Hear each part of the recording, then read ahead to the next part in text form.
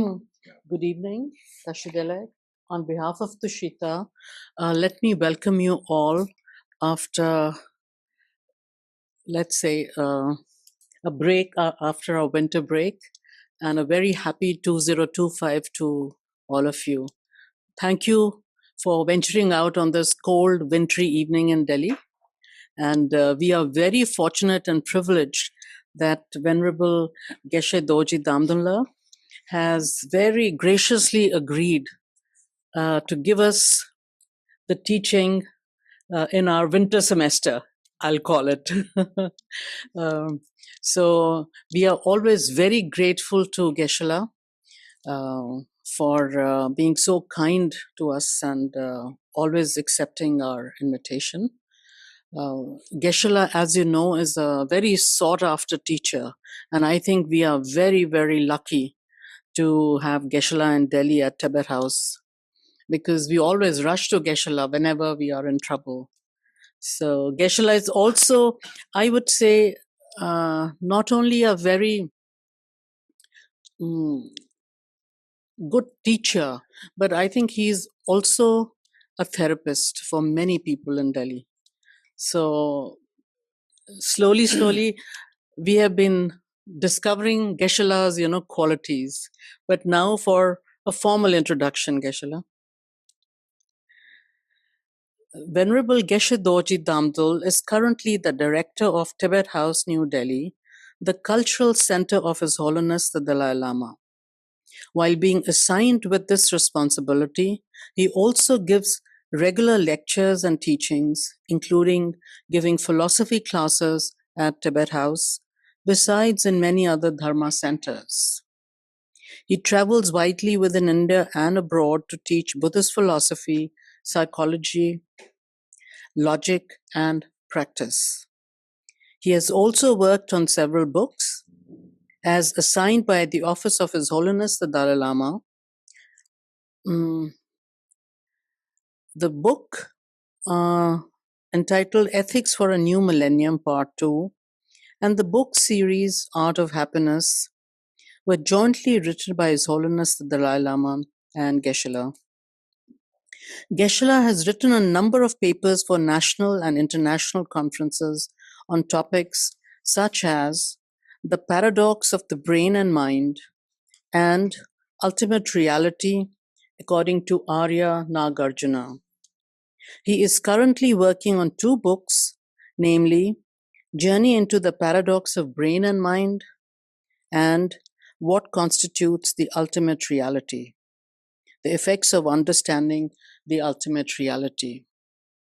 Today, Geshe is going to throw light on the benefits of the awakening mind and how we can cultivate it. Geshe will, I'm sure, not only enlighten us on the principle, but the practice part as well. So Geshe, I request you to please give us the teaching today. Thank you.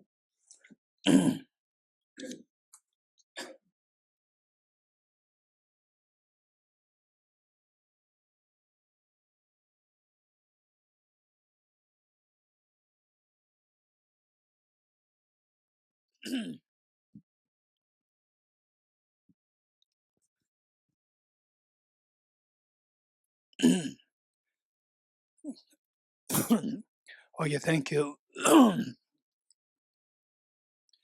Professor Renugaji and Nicola, and also we have the Kunjole and all the volunteers here in Tushita Center, and all the participants here, both online and offline. Unlike the regular classes, today is going to be more precisely on the benefits of the practice of compassion and how to cultivate this. And of course, it's at the same that Professor Renugaji asked me if I can also shed light or say bring some light with respect to the practice. To be very honest, It's not that, I'm very highly enlightened master, nothing. So it's all a matter of a practice. You learn how to practice bodhicitta, the awakening mind, compassion. I learned this, and we all keep practicing it.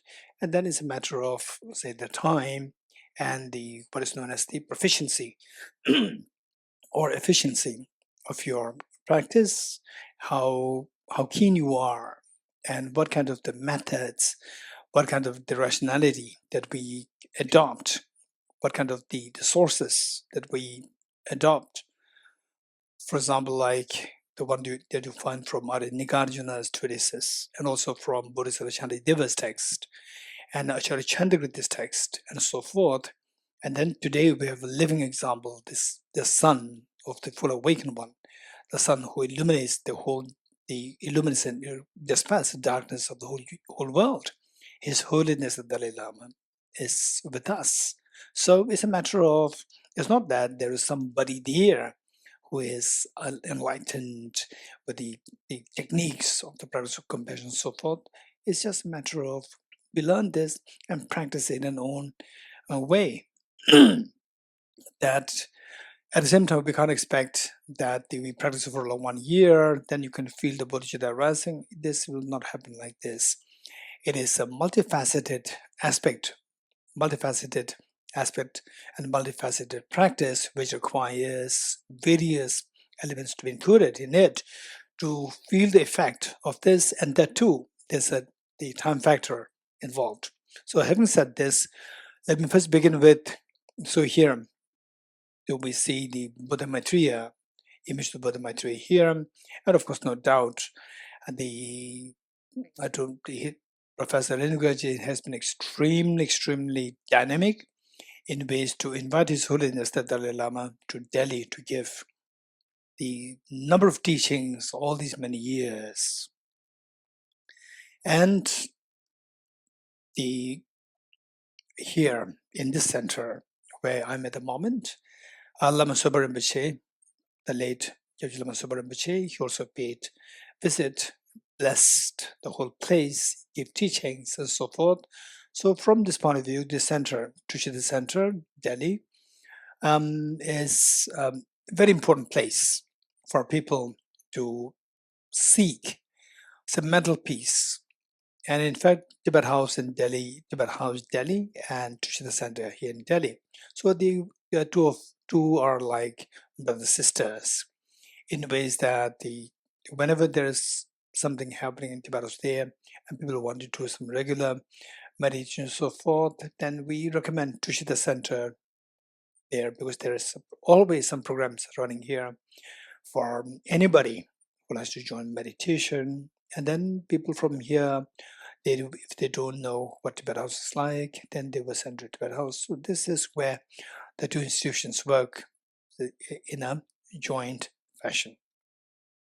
So with this in mind, first let me recite a verse, given that most of my talks, they're more like academic. And then, of course, during the questions session, then the people are invited to ask questions. Otherwise, usually it turns out to be more academic. So I feel more comfortable speaking from here in such centers where I can freely talk, not only academic, but also some personal sharings. Because in the Tibet House, this is more a very formal setting where His Holiness has a very clear instruction that it should not be a like spiritual place. It should not be like a religious place. It should be academic. It should be an information, say the imparting institution, learning center. So, given that this instruction is holiness, so in many ways, I say my personal sharings they may not happen, but here in the Dhamma centers like Tushita in Delhi, Tushita in Dharamsala, Jayapal, and so forth, then there's a little more. The elements of my personal sharings also can happen more freely. So, having said this, I recite this verse of invoking the blessings of Buddhas Bodhisattvas, and let us also feel that today we're going to learn something. And that too, when I say learn, it doesn't mean that I have so many things to share with you. Whatever I learned from my teachers, from my great enlightened masters. So this is something which I share with you. It doesn't mean that I truly manifested this with myself.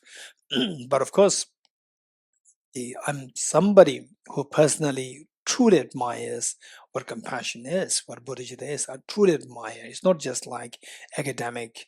So sometimes it's very demoralizing to see people who just in a daily life do something very different, extremely nasty, really trying to pull down others and so forth. And yet in a community setting, in a talk, they talk about compassion.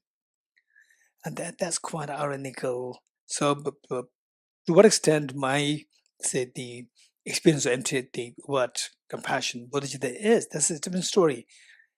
I don't claim at all, even close there, but I truly admire, appreciate in my real life what compassion is. Whenever I see somebody who is compassionate and who is keen, even though may not be too compassionate, but then keen to cultivate these qualities, that is somebody who I truly admire. So this is the background from where I'm grown from. So having said this, let us invoke the epitome of compassion, His Holiness the Dalai Lama, the Buddha Shakyamuni, and all the enlightened masters from the Theravada tradition, from the Chinese Buddhist tradition, from the Tibetan Buddhist traditions, within Tibetan Sakya, Kagyu, Nyingma, Gilo, all these great masters. Let us invoke them. And that we be blessed to first of all learn, contemplate, and meditate on these precious teachings, precious the methods embodied by the great teachers like His Holiness. So, with this mind, they are okay. So, for the offline participants, we have the screen sharing here, and for the online also, you have screen sharing. So that way, we'll recite this together. So while we recite this, keep in mind that there are so many of you. I see many familiar faces. For you, this is not going to be is quite common thing which you've been hearing from me all the time. But for those who are listening to me for the first time, when you recite these verses, there are two ways of doing this. The first, where the words flow, that's it. And the second one is where the words flow and the meaning is reflected. Number two. And the third one, words flow, meanings reflected, and experiences invoked. So the third one is the best, but at least for a majority of us, we can at least do the second one, where the meanings are reflected. Sorry, words flow and the meanings reflected. If which we can do, but if we fail to do that, this is a great loss for us. So with this mind, let's recite the following verses together by contemplating the meanings as well. Enthused by great compassion, you taught immaculate Dharma to dispel all perverted views. To you, the Buddha Gautama, I pay homage. Enthused by great compassion, you taught immaculate Dharma to dispel all perverted views. To you, the Buddha Gautama, I pay homage. Enthused by great compassion, you taught immaculate Dharma to dispel all perverted views. To you, the Buddha Gautama, I pay homage. Sanje choda soge chonamda chanchu pardo dane gyabsu che dage jinso kebe sonamgi chola penjir sanje chubare shu sanje choda soge chonamda chanchu pardo dane gyabsu che dage jinso kebe sonamgi chola benjira sanje chubare shu sanje choda soge chonamna chancho bardo dane gyabso che dage jinso kebe sonamgi chola benjira sanje chubare shu. I go for refuge and turn my light into the Buddha, the Dharma, and the Sangha. By my accumulations for practice of giving and so forth, may I become a Buddha to benefit all sentient beings. I go for refuge and turn my light into the Buddha, the Dharma, and the Sangha. By my accumulations for practice of giving and so forth, may I become a Buddha to benefit all sentient beings. I go for refuge and turn my light into the Buddha, the Dharma, and the Sangha. By my accumulations for practice of giving and so forth, may I become a Buddha to benefit all sentient beings. In dependent origination, there is no ceasing, no arising, no annihilation, no permanence, no coming, no going, no separateness, no sameness. I prostrate to the consummate Buddha, the supreme among all teachers, the one who taught this peace which is free of elaborations.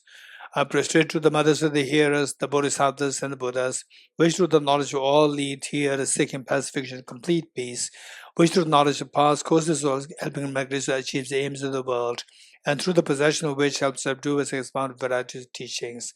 The one who has transformed into the reliable guide, motivated by altruism to benefit sentient beings, the teacher, Sugata and protector, to you are my prostrations. The one who has eliminated the web of conceptualizations and is endowed with the divine bodies of the vast and profound, who eternally shines for the forever noble light rays, to you the Buddha make prostrations. Inspired by wisdom and compassion, today in the Buddha's presence, I generate the mind of full awakening for the benefit of all sentient beings. And let us recite this mantra, Yadharma mantra. Let's recite this. This is an extremely precious mantra. And if you can learn how to recite this and recite it on a daily basis by contemplating meanings, we will leave a special imprint on the mind. In fact, for the Buddha, I would say that of all the teachings, the teachings Buddha gave, teaching means guidance the Buddha gave, they should be somehow, grounded on the basic principle as indicated in this mantra, where the confidence and cause and effect relationship, where they say, for the virtues as a cause, happiness will follow, and the miseries which we shun necessarily to be preceded by the non-virtuous, the causes, and where we don't want the miseries, we want to stop the tears of samsara. Yes, of course, for the young ones, like this young boy, they still have years to mature. And then the rest of us, most of us, we are in 30s, 40s, 50s, 60s. We know what our life is. The life is full of, the misery, sadness, sad stories. And involves, we all have shed tears. One to the other, we have shed tears. And these tears, all, they simply manifest. They are the manifestation of embodiment or the manifestation of our own miseries. And these miseries are triggered by the negative destructive causes. So what are these causes? So wise people, as indicated by Bodhisattva Shantideva, that all the people who want happiness, they shun the cause of the happiness. Or they shun the miseries, they chase after the cause of the miseries. It's all like they are chasing after the desired, the aspirations. So this being what I said, we should be wise enough, and the fact that we're all here for this class is an indication that we are seeking some meaning out of the teachings which we inherit from the past great masters. So with this in mind, let's recite this mantra. Om ye dharma hetu prabhavam hetum tesham dattagato hyavatat tesham chayo nirodha evam bhati mahashramanaye swaha. Om ye dharma hetu prabhavam hetum tesham dattagato hyavatat tesham chayo nirodha evam bhati mahashramanaye swaha.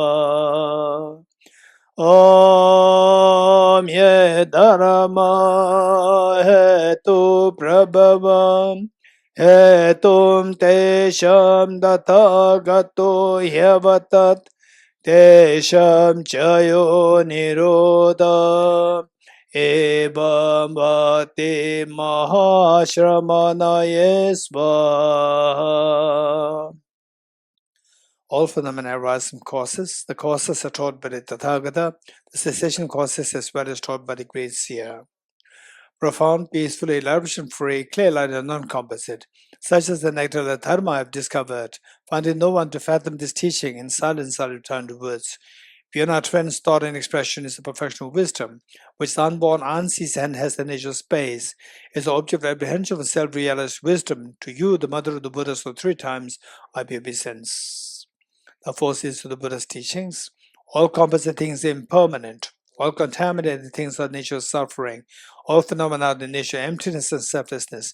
Transcending sorrow is peace.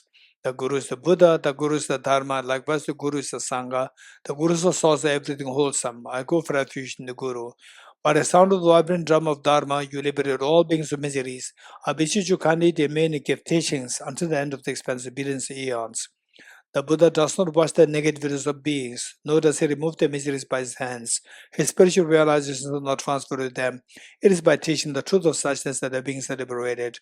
With folded hands, I beseech the Buddhas of all directions to chant Laru Dharma for all bewildered miseries clone.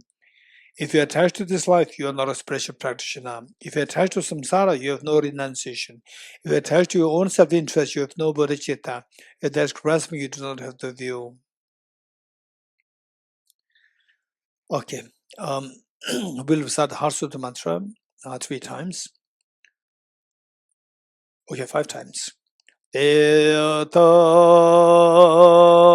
Om Gate Gate Paragate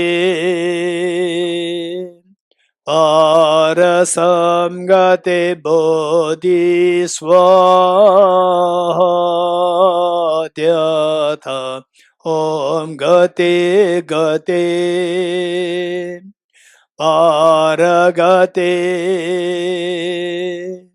Parasamgate Bodhiswatyatha Om Gate Gate Paragate Parasamgate Bodhiswaha.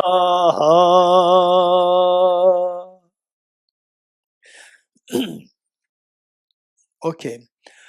Today, given that we don't have much time, I'm going to just jump into the main topic. So, what's the benefit of practice of compassion and how to cultivate this universal compassion?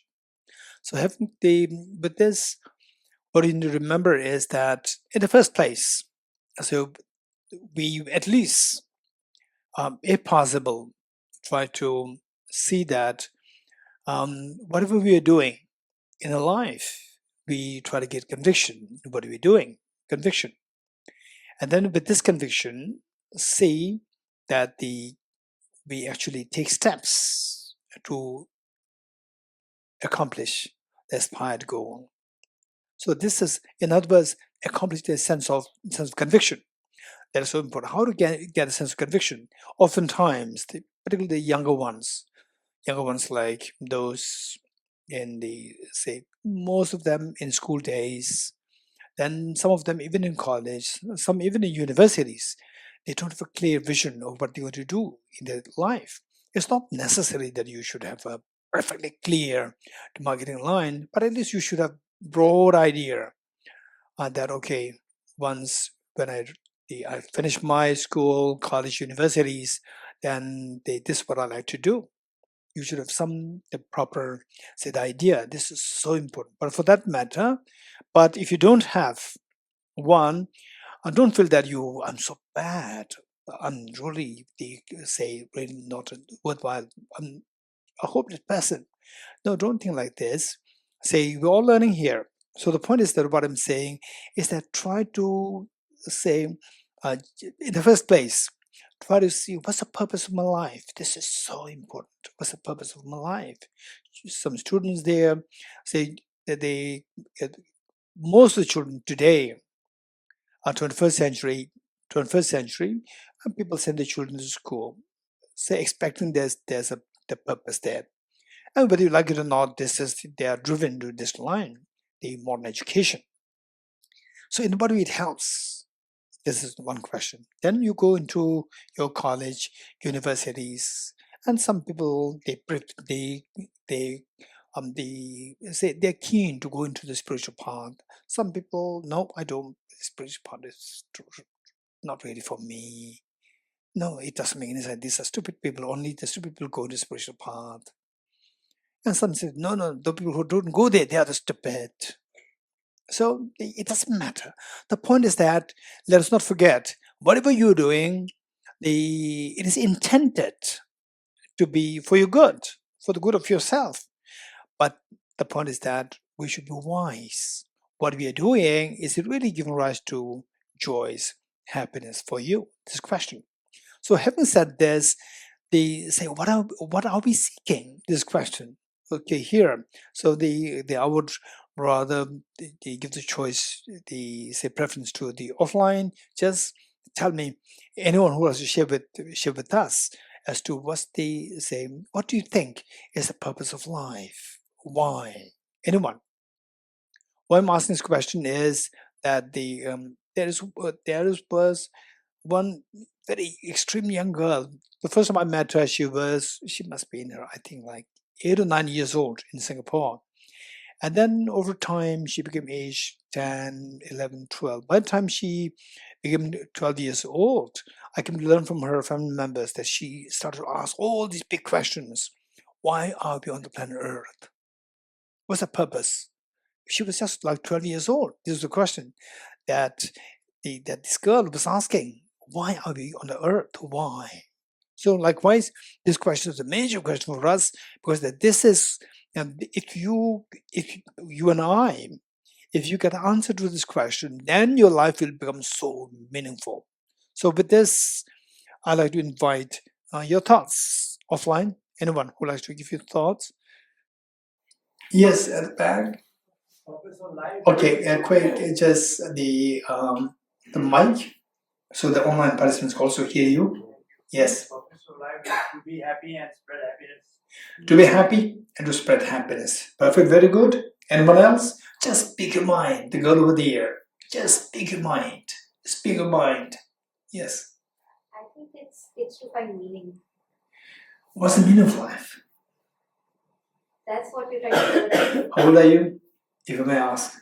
32. 32. So for the last 32 years, you're struggling. You have not found the meaning. Not yet. Okay. So another 32 years. I don't know if I Okay, let's put it like this. Okay, this is a very good question. This is a very good point. To see what's the meaning of life, this is the purpose of life, right? Say, if you find a meaning, what's benefit? If you understand what the meaning of life is, what's benefit? I no longer have attachment to things. Okay, so why not? Really if you come to discover that the meaning of life is to be attached to things. I find a lot of unhappiness in attachment. Okay. And expectations. So actually, you want happiness. You think that by finding the meaning of life, you'll be detached. Will detach with detachment, then you will say unhappiness will be solved. This is what you're thinking. I'm not aiming for happiness either. If I aim for something, I don't get it, then I don't want to be unhappy. So the point is that, say you think that finally seeking the purpose of life or the meaning of life is to detach yourself. This is the purpose. Yes. So be very direct. Say that to detach. Go for the detachment. This is purpose of life. This is what I'm saying. So what is that if you detach yourself from things? I don't know. I'm looking for a form of nirvana where I reach. I'm not asking nirvana. I'm asking what is there if you're able to detach. You're expecting that I'm saying something. I'm not saying anything. I'm asking, so what's there if you're able to detach things? So what? Not thought about that yet. Huh? I've not thought about that yet. I'll think about it. She hasn't thought about it yet. Okay. So this is extremely good point you said, that I did not really think beyond this point. So there we learn how to ask deeper questions. Deeper questions, then you get deeper answers. So this is where you will come to know the purpose of life. Very good. Anyone else? Okay. Online, there's one lady, Rutuja. Rutuja? Yes.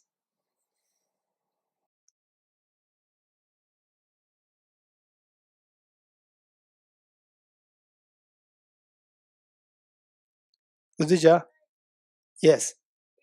I mean, I also used to search, and one of like few years back, a teacher of mine scolded, and he's like, "You have a lot of ego. This is your ego talking. You're not here for a special purpose. You're not that special to have something assigned to you. You just live." And yeah, so I just like follow, like I believe that that is true, and I just like, but I do feel lost without that. Okay, so when you say something, somebody's telling that is your ego talking. You just lead your life as it is, right? Don't be too egoistic to find a meaning. Okay, so what I would say, this is a very serious matter which Ruduja brought up. This is so, we each one of us, we are bound to meet with different kind of people. Some will encourage you, inspire you, encourage you, and others will demotivate you, kill your motivation. So what I would suggest, all of us, you, me, each one of us here, offline, online, all of us, we make sure that, keep in mind that the world is not the same. Usually what I say, tell the youngsters, when they go out into the world, they meet with different people, they are shocked. They expect all the people around them to be like their parents. I said, no, the world is not your parents. Your parents are only father and mother. And beyond this, the moment you go out, don't expect that the world is for you. So world can be very nasty at times, but the world is not dark completely. So what I'm saying, we are bound to meet with different people, and if ever somebody tells you that it is your ego talking, you just observe. Don't say yes, don't say no. Just observe. If you're truly seeking for a purpose of life, right, then you are bound to meet with other people also. Other people who inspire you, other people who encourage you. So going in direction with which of the two kinds of people, you get a greater ease of mind. That is the correct path for you. So let's not forget this. This is a very important point which you brought up. And in fact, when you meet with the wrong people who demotivate you, right, you have the full right to be happy. You have the full right to chase your dream. And nobody can demotivate you. Even if somebody demotivates you, believe in your potential. Everybody has the potential to get what you're seeking. Everybody has the potential. Okay, so having said this, anyone here, online, offline, any question? Particularly Aditya. all the all the all the philosophies, Hindu philosophy and Buddhist philosophy I've read. My question is not what you read. I'm asking, what is your point of view? What's the purpose of your life? What I've learned is over my past 25 years is the purpose of life is to seek for liberation. To seek liberation. Okay, so when I say don't speak what you've learned, speak what you feel.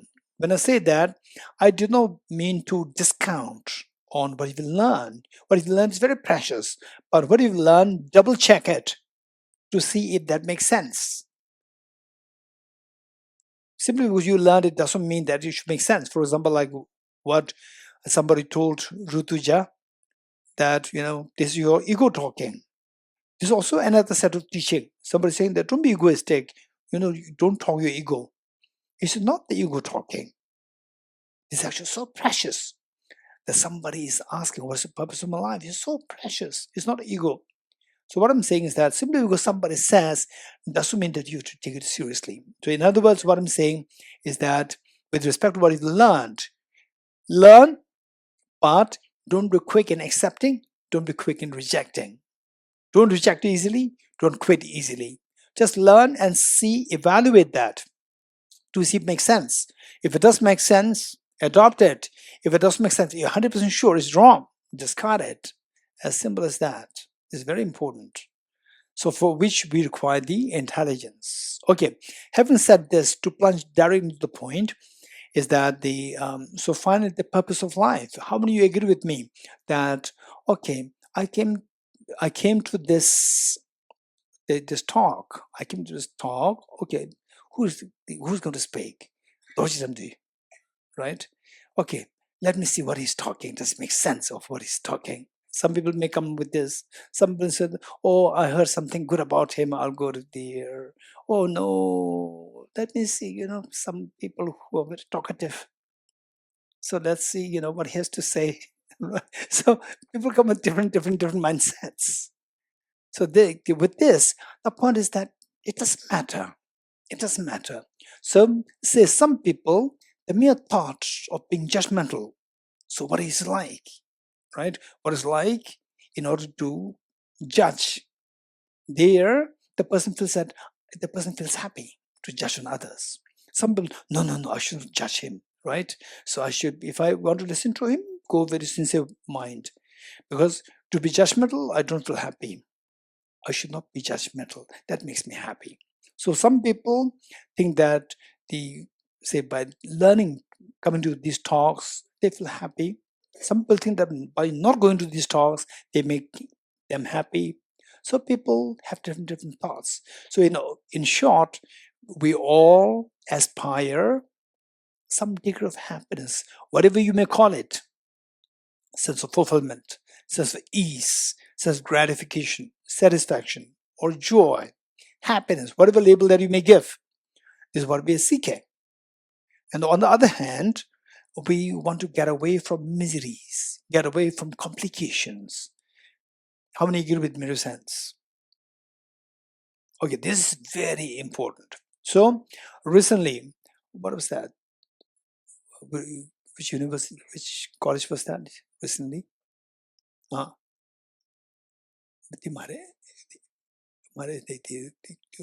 group which came to Tibet House, Professor Jeff. Okay, so there's a group of the students, I think masters who are doing masters from some foreign countries. They came to Tibet House, and then I asked this question to them, and about what they think is the purpose of life. They gave different answers.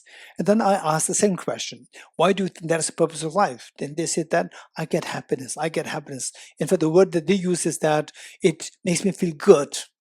This is the word that they used. So this is what we share, one thing in common. All of us, we share that in common. We all want to feel good.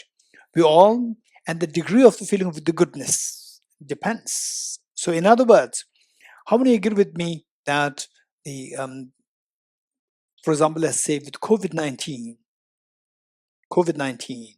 at the peak of COVID-19, 2020, how many had the fear and you did not want to have this fear? Raise hands. Yes. In fact, for me, it was a very scary moment. So what I did was, the first we all started to stay in Tibet House. And then so why? Because in my neighborhood, so first I started to hear, oh, there's one COVID patient here somewhere, and people were, seeing that as something extremely scary place to go. And gradually I came to learn that the person, so it's spreading now, it's spreading at that point. And then he came next to my neighbor, then I had to run. Then I ran to Tibet House. And Tibet House, again, there's a COVID patient. So I didn't have a place to run. So why running? Why running? This is exactly what majority of the people will do. Until somebody lives in what is known as ignorance is bliss. If they're totally ignorant of what COVID is, then they may feel, okay, it's fine. But if they know what is COVID at that point, today is very easy, very lucky. In those days, that if you understand what the COVID is, everybody fears. Okay, so in short, what I'm saying is that nobody wants miseries, and everybody wants to expand their joys, happiness, and the ease. How many agree with me? Raise hands. Okay, so with this in mind, at the same time, we have to know that we all have some degree, all have some stress. In some degrees, in one way or the other, we have some stress. This is another reality. Raise hands if you agree with me. And the young ones, that was the most beautiful days. Meaning, the young ones, I do not mean those in 20s. I mean those, say, from age the 5, 6 to like 14, 13, 14. That time you have no responsibility. Physically, you are quite apt to move here and there. Food is given by your parents, and no responsibility. So that way, and you get the chocolates. So that is the so-called happiest moment. And then the problems start. Okay, so we all have that experience. So with this in mind, how to manage this, how to manage a mind so that our mind does not become succumbed to the miseries. This is a question. So first thing that when you remember, this is going to be like a very say in a form of summary form. First, keep in mind that we all have that capacity to get rid of all the miseries and to have the maximum happiness. We all have that capacity. This is not a story. This is the reality. Everyone has the capacity to get rid of all the miseries and to have the maximum happiness. This is the one thing that we need to be convinced of, number one. Number two, what I'm already now 56, and some of you are in your 20s, 30s, 40s. But that's how I've never seen that I have the maximum potential for zero miseries and maximum happiness. I've never seen that. Yes, because we are looking for the happiness outside. We're looking for the happiness outside. Or we're looking for the ways means to get rid of the miseries from outside. So this is where we're going wrong. Approach is wrong. When the approach is wrong, you cannot expect to get the intended result. Let me give an example. Say, in fact, here, most of you are my friends who I know from the Nalanda Studies course, and here, the offline also. So don't forget this. This is a simple story, but this is actually a big message for us, advice for us. Say, a person was looking for something under the street light. And many of you already heard this story. Still, I'm repeating it to remind us that this is exactly what we're doing. A person was looking for something under the street light. Another passerby empathized with this person and said, "What are you looking for? Can I help you?" And the person, "Yes, please help me. And tell me, what are you looking for? I can help you." The person said, "I'm looking for my lost key. I lost my key and I'm looking for it." And the other person also helped him. He couldn't find the key at all. And the second person asked the first one, Are you sure that you lost your key here? Did you lose your key here?" He said, "No." Then the second person, "Where did you lose your key?" He said, "I lost the key in my house." "Why are you looking for the key? If you lost a key in your house, why are you looking for the lost key under the street lamp?" Person said, "Because in the house there's no light. On the street light, there's the light there." So this is Tibet. This is exactly what we are doing. When I share the story, we all think that this person is stupid. If you think that person is stupid, we are stupid. Because we are looking for the happiness outside, which is not there. The treasure is inside. Each one of us, within you, within me, each one of us, we have this treasure. We look for outside. For example, I want to go for a holiday. What a holiday? Holiday actually is inside. Holiday.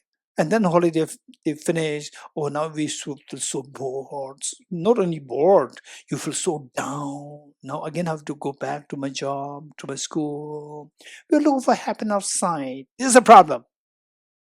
But when I say that this is a problem, again, don't accept it easily. Don't reject it easily.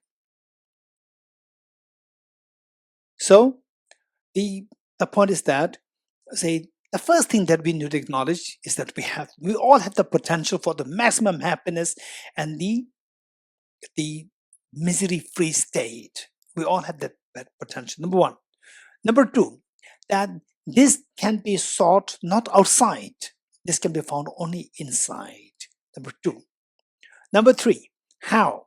It doesn't mean that external factors are not important. For example, here in Delhi, I put on the inside, the warm sweater. This is external. Why am I putting the sweater to protect from the heat, the misery of feeling cold? Is internal? No.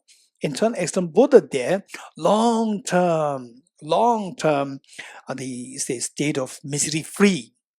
Long-term infinite happiness is all inside. Short-term, till we get that state, we should take care of external factors. Don't forget it. So with this in mind, the next point that we need to remember is that the happiness that we're seeking and the zero misery, stress-free, zero misery that we're seeking is all inside. This is what we need to remember. So the approach should be to look inwardly. How to look inwardly? So for this, we see is a mental state. Is a mental state. For example, recently, somebody told me that the Tibetan boys and girls who came from Tibet, they couldn't meet their parents for the 7 years, 10 years, and so it must be so painful. I said that, of course, it's painful, but the Tibetans, particularly Tibetans who came from Tibet, sense of resilience is extremely strong. The degree of the tolerance, degree of the resilience is so high. For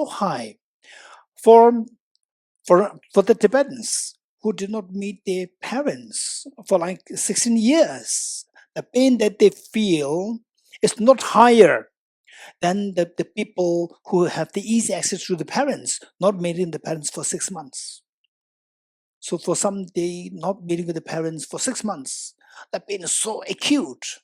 And the Tibetan boys and girls who didn't meet their parents for 16 years, the pain, if they compare the pain of the Tibetan boys and girls missing the parents, the pain must be less in comparison with those people who have easy access to the parents, not meeting parents for 6 months. So the resilience. So finally, you are at ease, not ease, is a matter of your own mind, mental state. This is another point that we need to remember. If you're convinced with this, okay, fine, it's my mind which decides. For example, say, to give you some examples, say when we eat food, I give one example to some of my friends.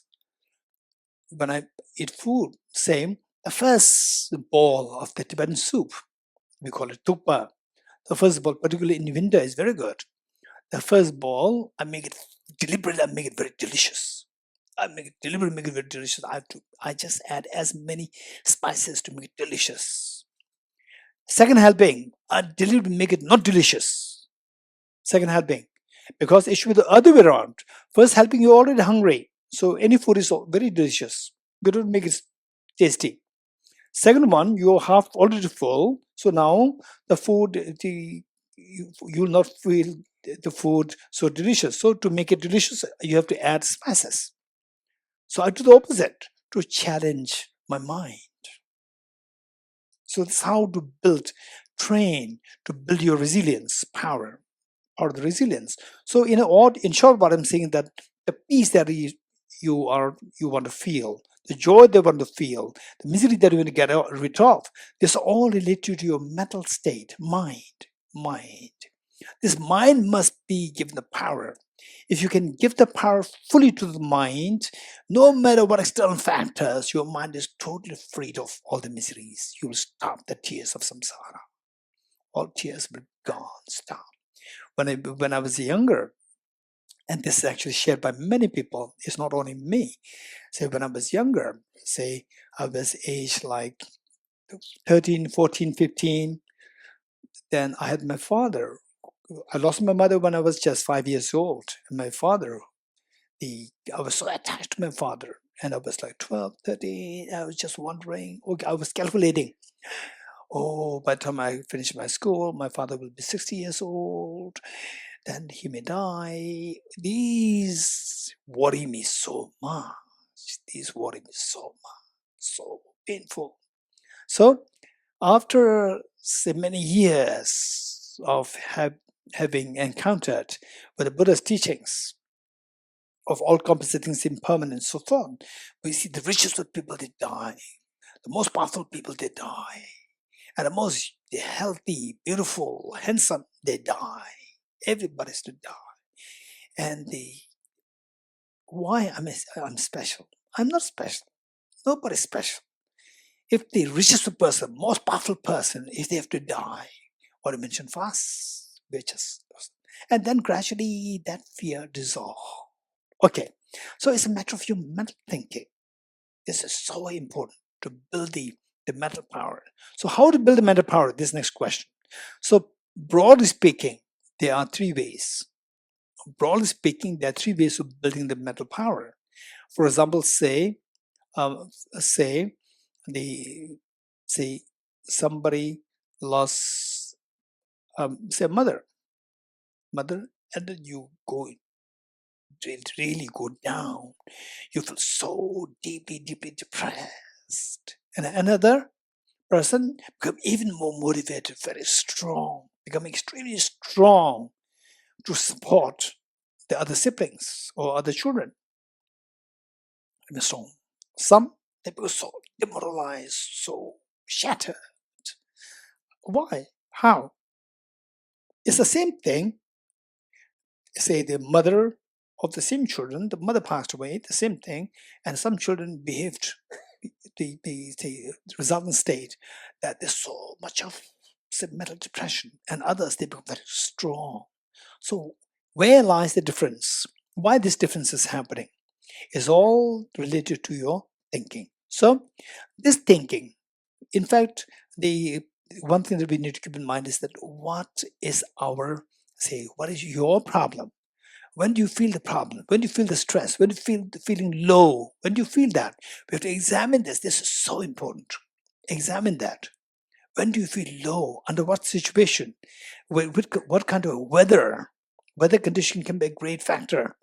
And then meeting with what kind of people it makes you feel low. You say what kind of situation? With what kind of food that you eat, with what kind of environment. You have to observe all these and see what a situation may trigger your mind to feel low. This is one thing that we have to observe.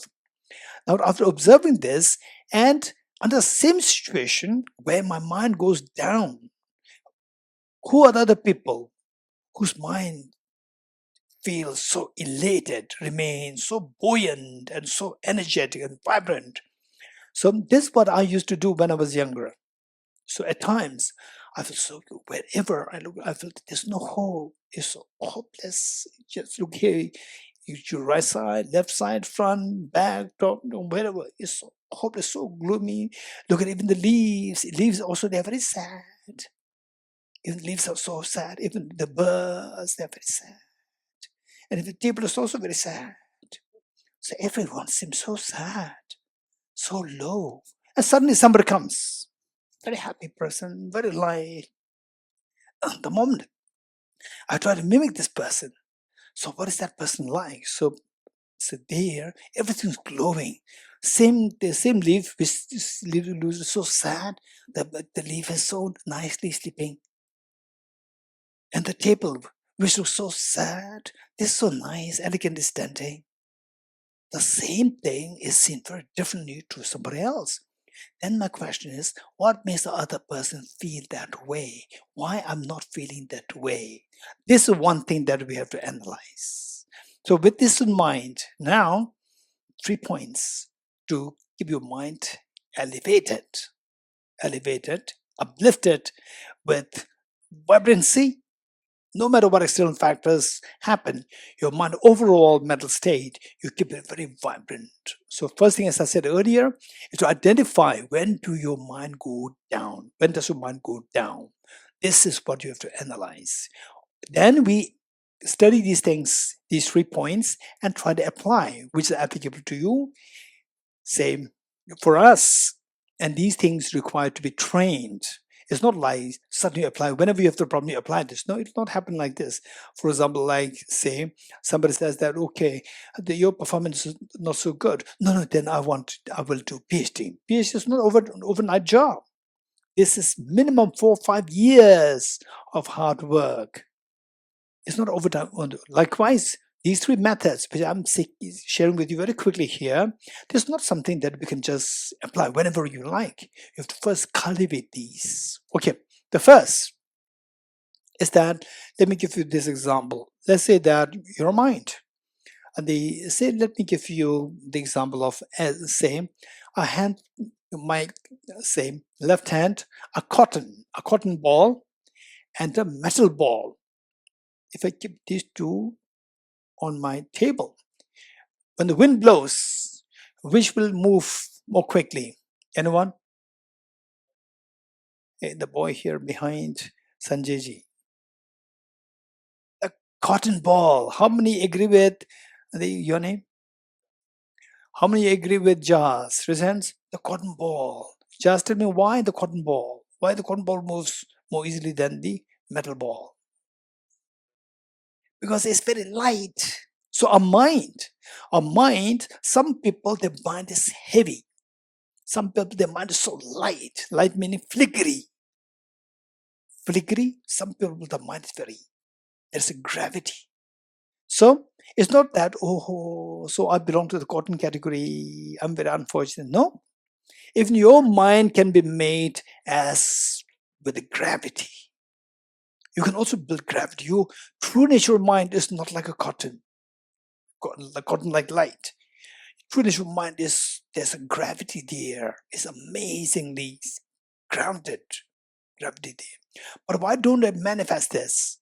Because that there are distractions which are pulling your mind to make it like a, say, the easily movable cotton ball. So how to remove this tendency of the mind? For example, some say you step it. Some say that you step it. And they say, you step it. Your mind so acts so fast. Your mind acts so fast. And then they say, somebody comes. Somebody comes. Instantly, your eyes could scan the person from the top to the shoes so fast. Like this. Amazing. So, in fact, one of my the nieces, she's so expert in this. She's so when I send a photograph, some my photos, she would scan it and tell me that the uncle, you have this shoe. Okay, so and then I saw another the young person again who was so fast in scanning. I was amazed. I just observed that person, and the another person came, just scanned so fast like this. I was amazed. Okay, so the point is that this is our tense of mind. This is not your true nature of the mind. Your true nature of the mind is amazing. No matter say what other person tells you, your mind will not be wavered equally. So somebody you stupid, and the whole night you don't have sleep. He said that I'm stupid. How dare he says like this? And just keep ruminating over these. And then you feel so unhappy. Then your mother comes, so what happened? Don't think like that. What don't think? What don't think? He said like this. If it happens to you, then how will you respond it? You're making yourself unhappy, you're making your mother unhappy, you're making everybody unhappy. And then as you go out and the dog passes by, and when you even scold the dog, right? Everywhere you're just spreading. Because that your mind is not stable. How do I make the mind stable where you're not affected? This is small child's acquisition. So what? It's amazing. I give you, these are things that we need to observe and learn. I learned this remedy from a conference where there was one great Sri Lankan scholar, a world-renowned Sri Lankan scholar. And after his presentation, two young boys, two very young scholars, they attacked him, insulted him so badly. And then during the question and answer session, they insulted him.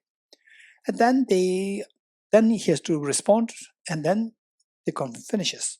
So I thought that now it was his turn to respond. And he can easily counterattack.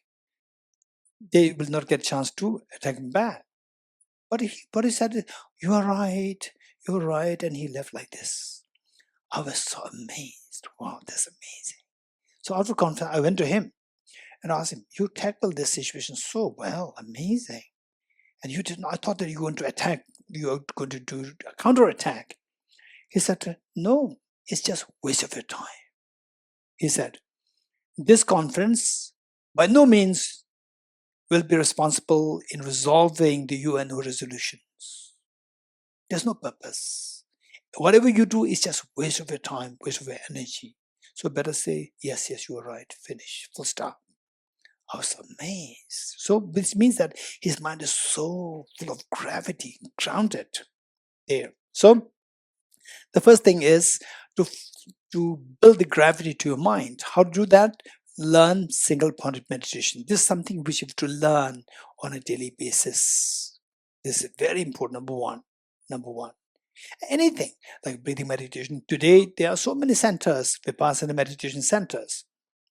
Go to these retreat centers, 10-day program, but be very careful to make sure that you say somebody who has already experienced and who's senior or good meditation, they should evaluate if you are capable of doing that or not capable. Some people, they talk nice things about this, but then some people have very serious negative consequences because they're not ready for that.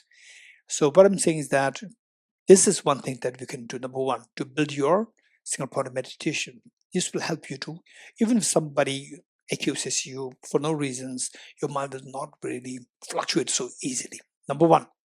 Number two, that say, the number two is that say, what is your impression? If a child comes and randomly sketches something on the wall, what do you think? You like it or you don't like it? You don't like it. If just did it when he was 2 years old? Huh? I'm asking just mother. Just mother said that, no, I don't like somebody sketching my wall. Right? What about your son when he was 2 years old, sketching the wall? You like it or you don't like it? And she remained quiet. And I'll tell you why later. Okay, anyone else? You like it or you don't like it? You don't like it? Raise your hands.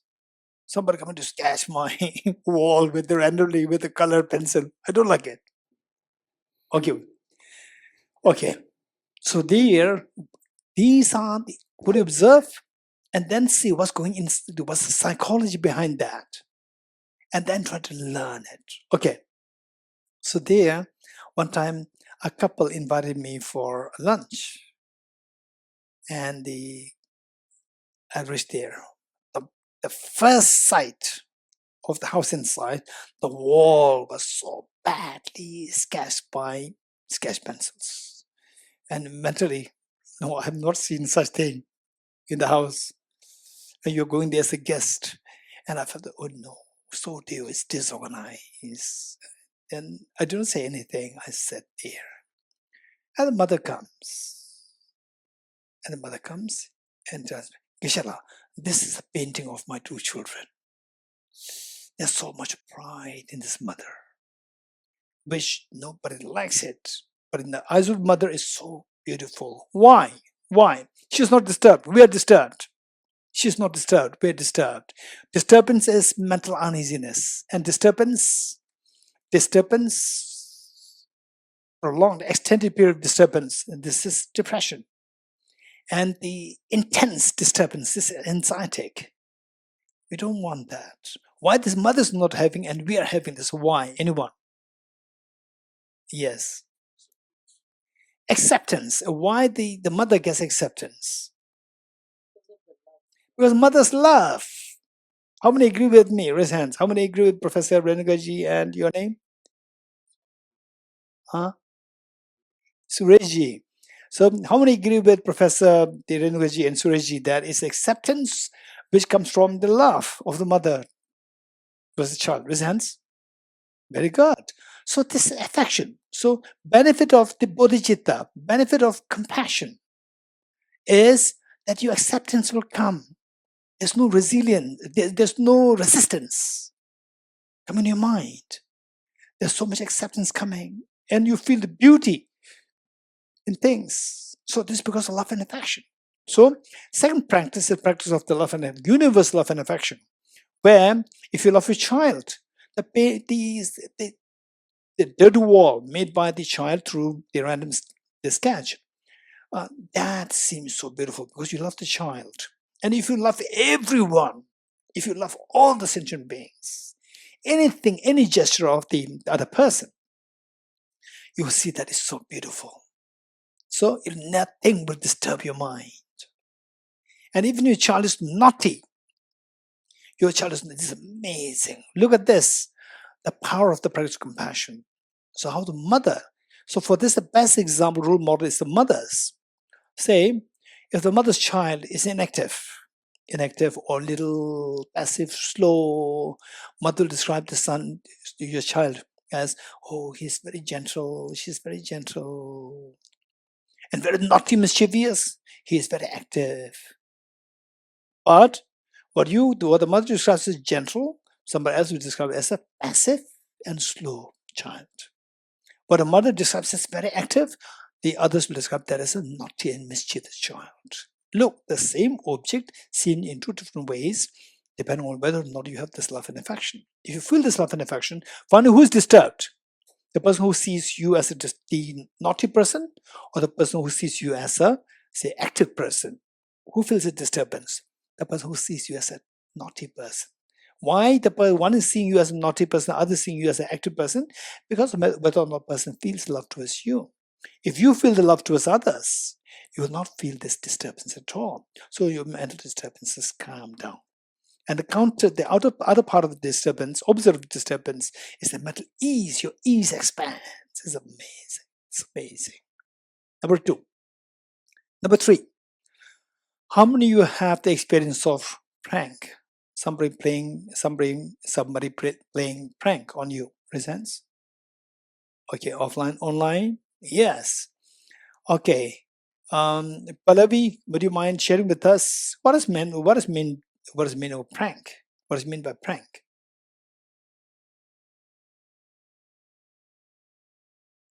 When Pallavi? someone plays a joke on me and everybody laughs at me. Okay. Anyone else? Ghost prank? Anyone? Ghost prank. Here? Offline? Anyone? Ghost prank. Huh? No? Anyone? Sanjay ji? No. Ghost prank. You do not have that experience. You had? You. Yes, you. Yeah, I've had somebody pretending like a ghost. Yes, somebody pretending like a ghost with that sheet on. And then, in fact, I remember I must be in class 7, age maybe 13 or 14. I don't know too well. My history teacher, he shared a story. And you all heard about Naxalites. He said that there was the school children, they were taken for somewhat outing. And then the outing place and the school is quite a distance. So they have to walk, and in between is a forest. And there was one, okay, I don't know if I can say this, there was a fat boy who was very fat, extremely fat. Well, now they call it healthy boy. Then from the forest, suddenly the children, they were passing by. In the forest, some people, they try to play prank. They jump and they shouted, Naxalite! All the children start to run to the school. And this boy, usually always last, this fat one, the healthy one, he reached first. Because of the fear, this fear. And the moment they reached there, they come to know that it was a prank. So their fear dissolved. How many agree with me? Raise your hands. Good. Now tell me, why, when they reach the destination, the school, their fear dissolved? Why? Why the fear dissolved when they reach the destination? Anyone? Why? Quick. Anyone? Offline, online? Offline? Because of security and safety. Okay. When they reach the destination, they come to know that it was a prank. When they come to know it was a prank, why it helped them to dissolve the fear, or how the fear dissolved? Anyone? Awakening. How? Dreamlike situations. They are out of it. Okay. So your name? What Shilpi is saying is that because a person came to know the reality, that it was a prank. It's not the real Naxalites. It was just a prank. It's not real. But in the forest, while they were in the forest, they were running with fear. Why? Because they think that it was real. Thinking that what is a prank is real, this is ignorance or wisdom. Is ignorance. And the outcome of the ignorance is the fear. The moment we reach the school, come to know it was a prank. So to see the prank as empty of being a prank, empty of being real, the prank as empty of being real, when they see the reality, the fear dissolves. So seeing the prank as empty of being real is ignorance or wisdom. There's wisdom. So what's the outcome of this wisdom? The fear dissolves. So number 3 is the purely cognitive aspect. To cognitively, you discern the reality. To know the reality as it is, your fear dissolves. Number first one is by building the gravity of your mind. Gravity of your mind, then your mind becomes so stable, nobody can move you. Say you feel so hurt, dejected, and so forth. It's because your mind feels the effect. But when you learn how to sit for single point meditation, your mind will not be moved easily. It gains gravity. It's not really easily movable by other forces insult. So whatever. Number 2 is compassion. With compassion, whatever otherwise seen as extremely nasty, bad, and so forth, in your eyes is so beautiful and acceptable, and your mind will not be disturbed. Then number 3 is waking up from the sleep of ignorance. So this will help us to see the reality, thereby getting the wisdom.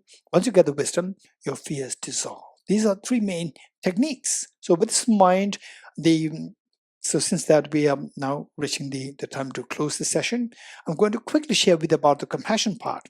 How to build this compassion. So just keep in mind, of course, there are 2 techniques given there in the Narendra tradition. One is known as the 7-fold cause-effect relationship to generate bodhicitta, ultimate bodhicitta, and the other is to the practice of the method of equalizing the exchange of self for others, the 2 methods there. And the summary of the 2 methods, the summation of 2 methods, and I would highly, highly, highly recommend all of us to learn these 2 methods and then practice. And I personally, to be very honest, since I was like 21, now I'm already 56, now going to 57. So since like 21, I've been practicing these 2 methods. I'm trying my best to go into this practice. Okay, to what extent I succeed, that's a different story. If you say that, oh, you're a bodhisattva, it's not true. And oh, all these many years you become bodhisattva, still doesn't matter. I benefit a lot out of the practice. I benefit a lot. Unnecessary stress. Many of them unnecessary. It doesn't mean that I don't have stress. I do still have stress. But unnecessary stress, they all go away. Because to see that, say, when your compassion grows, it doesn't mean that my compassion is amazing. No. But somebody who's hopelessly nasty 20 years ago, 25 years ago, 30 years ago. So now it's a little better. All because of this practice. So you also, if you practice it, you'll feel it. We never know that you may generate bodhicitta before I do, before I, who practice all these last 30 years. And you may practice for like the next 5 years, 10 years, and you generate bodhicitta first. You become bodhisattva before I become bodhisattva. So what I'm saying is that it's very possible for anybody. So the point is the practice. So the summary of these is that saying the true nature, when you're a little bit selfish, we're being a little lazy, we're being judgmental, or we're sad. So wherever that is happening, the 2 things are actually ingredients are required for us to feel low, sad, angry. There are 2 factors required. One is cognitively self-grasping ignorance. Cognitively, you view things as objectively. This one mistake. Number 2, selfishness. These 2 things. Anybody who's freed from these 2 things, guaranteed, no matter what external factors you meet with, your mind will never be. Your mind will never go down. It doesn't mean that, okay, now, which means that in a way you are saying that that I feel low, which means that I have self-grasping ignorance and I'm being very selfish. Don't worry. This is the definition of the samsaric beings. This is definition of samsaric being. Not only you. We all have this. First, we have to acknowledge that. So some people, they may acknowledge, oh, I'm lazy. There's a tendency for me to procrastinate. For example, I come from my job, I come from my school, then to relax myself, I'm supposed to go through my mobile, browse through Instagram, Facebook, and so forth for 50 minutes. And 50 minutes change to 4 hours, right? And then all the deadlines. Then I miss all the deadlines. I feel so depressed. Okay. So some people acknowledge that this is my weakness. And some people may they identify the mistake as I'm a very restless person. I'm a restless person. Or whatever mistakes that you identify. Underscoring all these weaknesses, these are the two things. We have to acknowledge that. We have to acknowledge that. And these two things don't define you. You, your true nature, is, instead of self-grasping, is full of wisdom. Your true nature, instead of selfishness, is full of altruism. This is who you are. These two things don't define you. Your job is just discard these two. Discard these two, and then your definition of your being, perfectly at ease, with total fearless, you will manifest yourself. So how to do that is for the three methods, the three methods that I indicated, and second one for the compassion part. In essence, I would say that identify the problems of self-centered attitude and identify the benefits of cherishing others. Keep contemplating on these 2 points as much as possible. Whoever succeeds in this practice, this person will succeed in expanding your joy. So, to see the demerits of cherishing oneself and to see the merits of cherishing others, keep contemplating this more. Okay, so I'm sure that related to this, there are many questions. In other words, no matter what happens, your compassion, just keep expanding your compassion. No matter what happens, try to stay away from selfishness. This is the key. But practically speaking, how to do that? So this is something which I'm sure you will have many questions, and I'd like to invite some questions before I start this, particularly with respect to a practice of compassion. When I practice compassion, these are the potential problems which can challenge me. So any such questions, I'll be very happy. Raise hands. Raise hands, offline, online. Any questions? Any questions?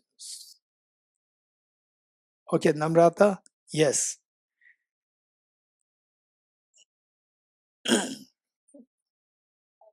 somebody is being extremely harsh with you, is using very violent words, in that moment, how do you practice compassion? Because after that moment has passed, then when you think about it and you're practicing your dharma, you say that, okay, I should have reacted like this. But in the heat of the moment, how do you Okay, this is a very practical question. Okay, here online, offline, did you all hear the question? Good, thank you. Kunjole, you heard the question? No. The question is, okay, Namrata, you correct me if I got you wrong.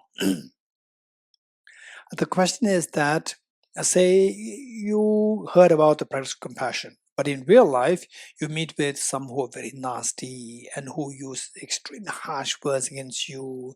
So at the peak of this event of somebody being nasty and using harsh words, how would you react?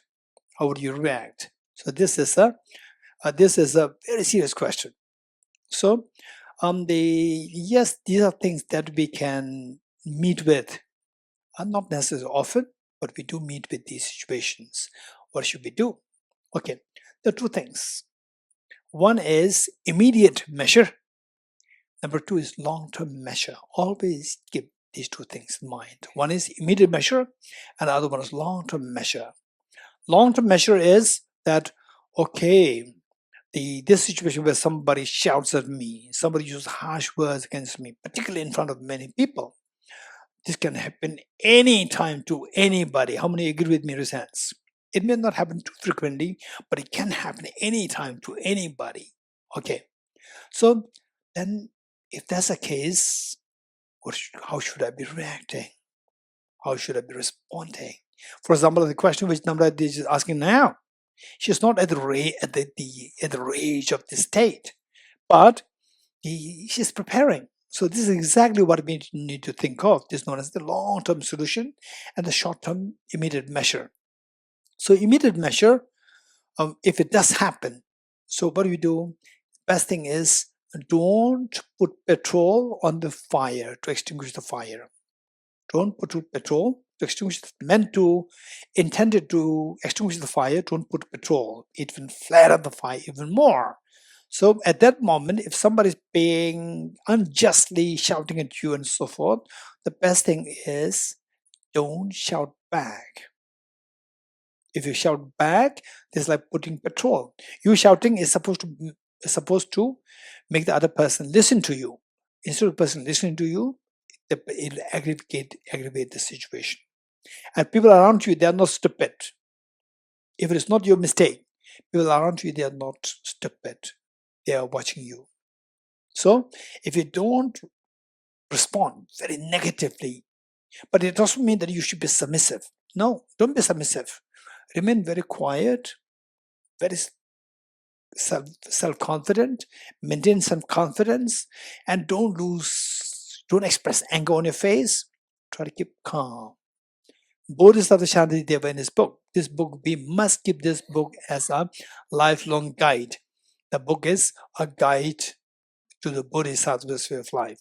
A guide to the Bodhisattva's way of life. This book, we must keep that as a lifelong guide. So there what he said is that under such situation, remain like a piece of wood. If you say that the table, you are stupid, the table will not respond to you. It will just remain quiet. So remain quiet, but don't lose your demeanor. Don't lose your confidence. Don't lose your confidence.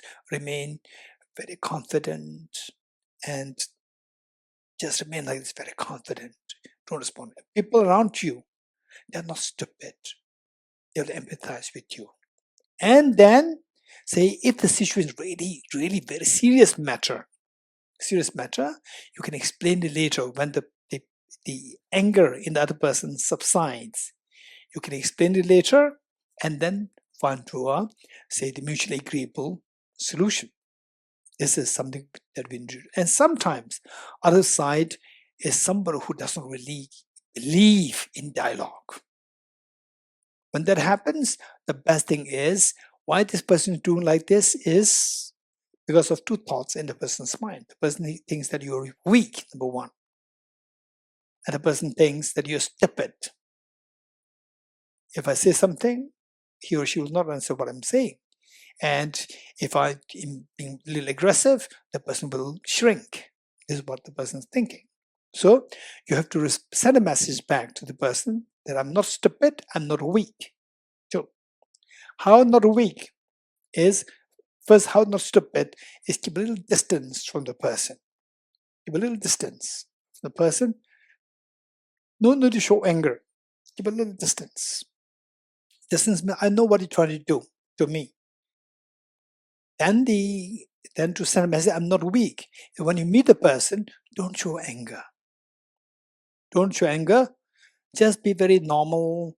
And if you say hello, if the person responds, positively, good. If not, your job is done. From next time when you meet the person, just look at the person's face very normally, not with the anger, aggressive face. No, very normal face, and just pass. Again, keep a distance.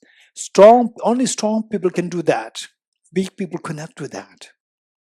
Weak people, the moment you see somebody who is nasty towards you, instantly the expression will come on your face. This is a sign of your weakness. Even only the strong people can do that without losing the sense of the irritation, without giving into the irritation. Irritation disturbs you, not the other person. So therefore, these are things that we need to remember. Okay, next question. Offline. Yes. Just have one question, because when it comes to practicing compassion, I think the understanding of the compassion is clear for me, but how do you improve the practice? Because when I'm confronting with someone who is nasty or is disagreeable, I have the exact opposite. That's to put oil on the fire. So even if I know it's the wrong answers, and after I will blame myself, why did I add petrol on the fire? So how do you work to improve the practice, not the knowledge of it, of coming with the correct answers? Okay, I could not get you fully. So let us say that, just correct me. Say you're dealing with the nasty person. So you have to practice of knowledge and practice of compassion. And what's the question? No, the question is, the reflex is the wrong. The reflex, you have a nasty person, I mean, Yes. try to speak louder. You know you should not be aggressive. Because you know you are adding and you are making the situation, but you still have the reflex because maybe you've been trained all your life. Okay, reflex meaning, say you respond, react. Automatically. Automatic reflex. You want the pain of the aggression to stop. So, and the reflex is you will aggress the other person to try to make it as short as possible. And how do you train to get answers that maybe would not harm the relationship? Or Good. Yes, I understand. Okay, now thank you. Online, did you hear the response? Good, thank you. So basically, the thing is that even if you learn all these things in action, it's not that easy. It'll take time. You'll make mistake. For example, I'll give you, say, what I say, it may sound so intellectual, but only when I relate this, as Professor Renugaji requested, if I can relate this with your real life situations, then we'll be inspired, not about myself, with my own teacher, and online participants. I can see many of you who already heard these stories, but offline I see that there are many new faces. My teacher, one of my teachers, who was a lifelong retreatant in the forest, in the wilderness, in the mountains, and what he said was that was when I was just in my 21, 22 years old. So he said that it took him 6 years to practice the real practice of patience, meeting with the difficult people. It took an additional 1 year to practice compassion to the same person. So I will share this story. It's beautiful. So he was in the hills, in the mountains, in his hermitage, where for the water they have to bring this huge jerrycan. And the younger ones, you may not know what is jerrycan. Here, Jess, you know what is jerrycan? You don't jerrycan. Don't worry. So the elders, even the elders, may not know what is jerrycan. Jerrycan is the container which contained, in those days, which contained usually say petrol or kerosene, like 20 kg, jerrycan. I don't know how, maybe 7 kg plus the 20 kg inside the kerosene. So like 20, almost at 30 kg. So these hermits, they have to bring down the jerrycan on the bag, down, empty, and fill that with water and a 20 kg and then pick it up, uphill. And I still remember the hill was quite slopey. You can slide down very easily. You can fall. So my teacher, so luckily it was just above TCV school, Tibetan Children's Village School in Dharamsala. And the school so kindly, of course, because of the blessings of His Holiness's younger sister, the Amachus Bamla, she deliberately made a connection, installed a connection of water, running water for the hermits right below, so that they can get the water easily. They don't have to come all the way down to the town. So every day my teacher would come down. He must be in his early 30s. Coming down with the jerrycan, and the plumber who fixes the pipelines, he would just come and say that who would unnecessarily, just for no reason, would blame this the hermit, saying that you broke this tap, you broke this pipeline. And he would say, no, sir, I did not do that. You did it. If you did, who did it? Then I have no clue. So it's you who did it. Just blame. And then the plumber must be in his 30s, and my teacher, he was also in his 30s. And they both have muscles. And my teacher would say, okay, now enough is enough. Enough is enough. Enough is enough. Then the plumber would keep quiet. Okay, then he would carry the jerrycan up. He would put it down, then sit on his meditation seat, then ask himself. There's a self-dialogue happening. Hey, Jambal then said, what did you do? Tell me, what did you do? Oh, I went down to get water, fetch water. Then what? And then I met the plumber. Then what? The plumber accused me. He blamed me, and he was just being abusive. Then what do you do? No, I'm being very patient. I just practice patience. Then what? Then he said, more. Then what did you do? Then I said, enough is enough. Right? Then he was, what? Jambal, you are a meditator. And he did not claim to be a meditator. And you claim to be a meditator. And is this your color? Is this how meditators are doing? If he claims a meditator and he fights you, yes, it's a mistake. But he did not claim to be a meditator. But you claim to be a meditator. You left behind everything. You come here to practice. But now you did the opposite. Shame on you. And and he was saying, yes. What? Yes. Yeah. So tomorrow, I promise, I'll not show any anger. Tomorrow, no matter, let him kill me. Still, I practice patience. So next day, again, he will go down. Again, the plumber comes. Hey, the same guy. You broke the tap. You break the pipeline. Sir, I did not. Yes, you did it. And you the people who are just hopeless people. You don't want to work, so therefore you go into the mountains. You don't want to work. You don't want to go to homeless. You just like rabbits, you sit like this. What are you doing? And you think that you're actually like a rabbit. And they said, no, I shouldn't. I made the promise last night. I will not. And then, no, sir, I do. What? No, sir, you did it. You have to pay for this. Where can the meditators, where will they get money? They don't have any money. You have to pay. You broke it. Hey, enough is enough. Right. Enough is enough. Hey, stop. You think you have a muscle? I also have muscle. Right? Enough is enough. But then he remained quiet. He left. Then fill the water, carry the jacket, put it down, sit down. Hey, Jambal, what did you do? Oh, I met the same person, very complicated. So what? I remember what I promised yesterday. Then what did he do? He was abusing more and more, and he is asking me to pay for this, which I cannot pay. Where will I get this? Then what did you do? I said, enough is enough. Then yesterday, let him kill me. He didn't kill you today, but still you lost your temper. Yes, that's true. What true? Shame on you. Yes. So you are supposed to be a meditator. You're a Dharma practitioner.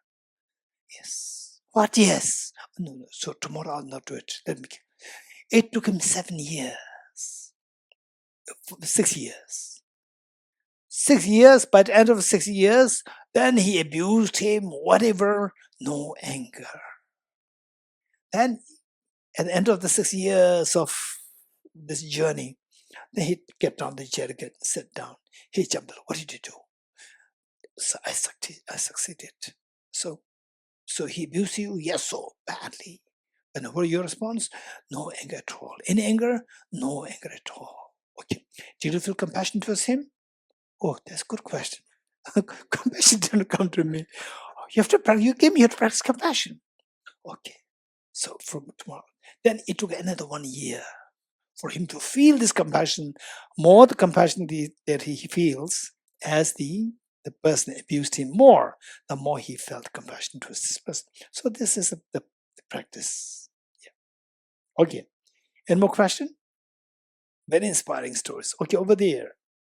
Mike. Okay, maybe the last question. Geshe, in that story, if you consider the wisdom aspect, like letting that person abuse you isn't like letting him make more bad karma, and like actually harming that person instead of stopping in some way so that he does not make more bad karma. Your name? Ankit. Okay, Ankit is coming with a very interesting question. Okay, I really appreciate the question answer session. So the question which Ankit is brought up is that, is it not the case that if you let the other person abuse you, you are letting the other person accumulate negative karma? Okay, this is a good question. Okay, so there are two choices. One, you fight. He continues to, he abuses you even more. He accumulates negative karma. You also accumulate negative karma. And you show a very bad example of what the hermit should be like. Hermit should not be fighting, right? You are showing example the hermit should fight, right? So therefore, you are accumulating 3 negative karmas. Other person accumulating negative karma, he will not starve. You accumulating negative karma by fighting, and then you're setting a bad example. 3. So 1 is better than 3 with negativities. With the positivities, 3 is better than 1. So therefore, he did the best. Okay, so good. If there's any press question, I'll take one. Otherwise, we'll stop here. You have a question, Wangil? No? Why not? This boy is very good. Yes. Okay, one question from Professor Renugaji. When you know that somebody is trying to take undue advantage of you, it's not being very rational, or you know that the person is cheating you, is not being honest, then should one still be very generous and kind and compassionate? Okay. This is, again, a very serious question. If the other person is abusing you, being dishonest, not being honest, and you knowing that, you know that the person, this is who the other person is, still should you be generous, kind, and so forth? This is a good question. Okay, so these are the questions that we need to. In fact, I personally prefer question answer session. So here, this is very important. What I will say is that under such situation, there are 2 things. So with respect to the practice of compassion, for me, what is extremely useful is that first think of a mother and a child, mother-child relationship. This resolves many of the questions which can come to us. Say, if the child is extremely manipulative and taking advantage of the mother and stealing the mother's money and being so dishonest, and the mother knows that, and how does the mother respond? How does the smart mother, compassionate and smart mother, responds to this? This is a thing. So from there you get answer. So here the point is that say that the mother, as what Angit said, that as a mother you have a huge responsibility. Say for any child, the parents have a huge responsibility. Even for a child. Why? Because what the child will become in the future is greatly shaped by the parents' behaviors. So the parents have a huge responsibility. Say, one time what I noticed was that a mother and a child was so addicted to killing the ants and the insects. And the mother doesn't do that. But the mother says that, oh yeah, this is what he used to do. I said, this is wrong on your part. on the mother's part. Mother said, you have to teach the child. You expose the child to the correct gestures, correct actions, correct behaviors, correct mannerism. This is so important. You have to expose the children. For example, I was telling this young boy, and I was telling him that you should come to these centers, Tibet House, Tushita Center, so forth. So for just by coming here, he met with Professor Renwaji. Otherwise, he never met such professors in his life. So these are the exposures the parents have the responsibility to give to the children, that they be exposed to these kind of situations. So in other words, the parents teach. So the point is that when these things happen, say whether it's your child or whether somebody else, with your practice of compassion, how a sensible mother would do is to make sure that not losing giving into the anger, not giving into the moment you lose anger, moment you give into the anger, you are the loser.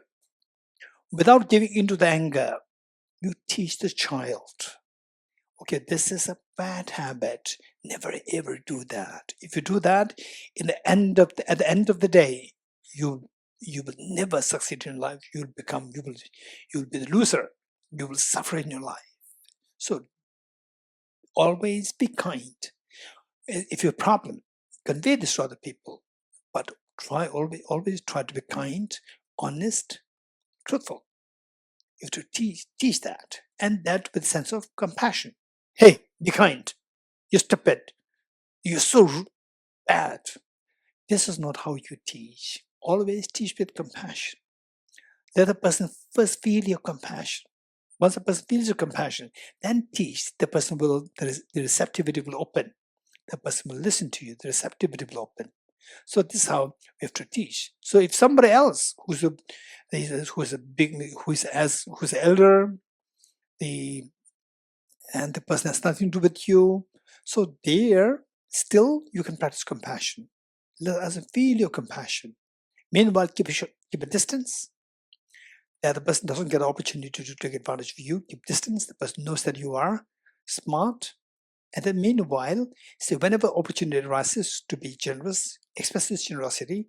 Oh, she's smart. He's smart. At the same time, very kind. I never felt it. Okay, let me give an example. So why I'm saying this is that, so these are things that we need to try to put in our real life. Say, sometimes when the office car is not there, sometimes I have to take the tuk-tuk, the three-wheeler. And the three-wheeler, say, which costs like 60 rupees, they may cost you, they may charge you like 200. Just for 60 rupees, they may charge you 200 rupees. So I know the price, so I would bargain. Or let's say the person says 100 rupees, I was bargain and make it 60. The person says, yes, okay, I cannot deceive this guy, right?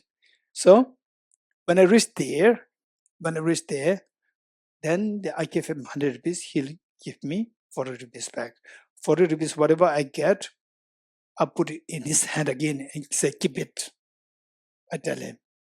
He's shocked. This man was fighting with me for this 40 rupees. Now at the end, he gave it back to me. You're getting it? Then he looks at me and smiles. Thank you. And he said, thank you. You're getting it? So there, if you said, okay, it's okay, 100 rupees, the person thinks that he's able to cheat you. So you are not helping, you are harming, because you are in a way implanting a seed of his feeling being the winner or being able to succeed in cheating somebody. That bad imprint is planted in his mind because of you. Now you bargain and make it to the correct price, market price, 60 rupees. And so I could not deceive him. Not that I can deceive anybody. I cannot deceive anybody. That awareness comes. This is wisdom. Number two, while he bargains to 60 rupees, finally, whatever remaining money, he gave it to my hand. It's all out of his compassion. If the person does not have compassion, the person will not give the 60 rupees, the 40 rupees extra to me. He will not give this money to me. It's compassion. So a person learns compassion. Person knows that not everybody I can cheat, number one. Number two, people have compassion. So he learns what compassion is. Then the person will, they look at the glow on his face. Just look at me like this. And with a smile says, thank you. He learns how to say thank you. He learns how to appreciate compassion. Seed of compassion is planted in the person's heart. Then the person will go home. At home, he will discuss with his wife and his children. Today I met a very strange person. The person bargained for 100 rupees, come down to 60 rupees. And finally, he gave the remaining 40 rupees in my hand. He said, this person is really compassionate. Even the children, even the family members, they hear the word compassion. And they feel compassion. How they heard is very different. They hear this word compassion with a glow on somebody's face who they love so much, their father. So there's so much, this simple act of your skillful compassion, so many positive ripple effects can happen. So this is something which in the Mahayana teachings is known as the skillful compassion. Okay, we stop here. Thank you so much. All the participants, Professor Rinweji, thank you so much. And we have the Nicola, thank you so much. And Kunjole, and here Chavila, and here Apurva, who else? Sagarla, where's Sagarla? Okay, so all those volunteers here for Tushita Center and the offline, online participants, all, is a great joy for all of us. Let us feel that. Let's try to practice this to the best of our ability. The charity begins at home. So stop shouting at your mother. Stop shouting at your wife. Stop shouting at your husband. Stop shouting at your boyfriend. Stop shouting at your girlfriend. Stop shouting at your grandparents. Stop shouting at your children. Stop shouting at the juniors. And stop backbiting your seniors. Right? Okay. And the staff, yes. Okay, yeah. So let us dedicate the marriage that's gathered, that His Holiness the Dalai Lama, true source of joy and happiness on this earth, that he lives long and that his wishes be fulfilled spontaneously.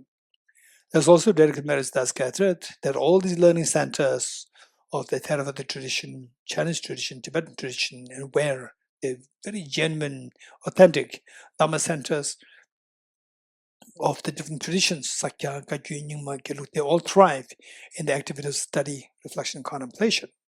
And as many beings benefit from this teaching of the Buddha Shakyamuni, wherever the teaching spread. So with this mind, let us dedicate to the following dedication with the determination that with three main the aspirations. One, that the world be feeling a genuine peace, where the people are freed from stress, anxiety, miseries, and so forth. They feel the joy, and then the source of this joy, which is Buddha Dhamma, may thrive in every nook and corner of the whole universe. And that to make these two things happen, may each one of us become enlightened for the benefit of sentient beings. With this mind, let's recite the following verses together. I dedicate the merit thus gathered to the realization that is in the prayers of Buddhas and Bodhisattvas for 3 times, and to the beholding of the doctrine, scripture, and insight, and all lives through the force of this merit, never separated from the 4 wheels of the Mahayana vehicle, and accomplish all the stages of the path, renunciation, bodhicitta, perfect in the 2 stages. From our 2 collections, vast space that have amassed, from working with effort at this practice for a great length of time, may I become the shield-leading Buddha for all those whose minds wisdomized blinded by ignorance. Eyoto Om Gati Gati Paragati Parasam Gati Bodhiswatyata Om Gati Gati paragate parasamgate bodhisvatyata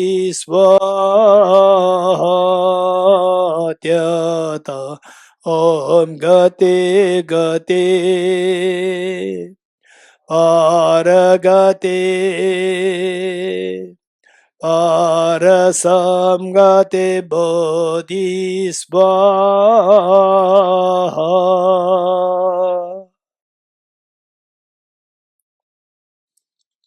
Thank you very much, Geshe-la. We are very grateful to you for your very lucid and simple explanation.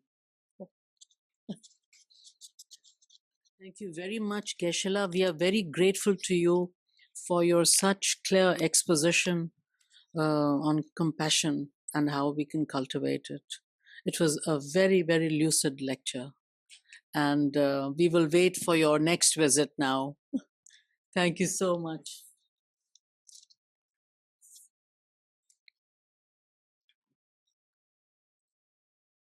Thank you.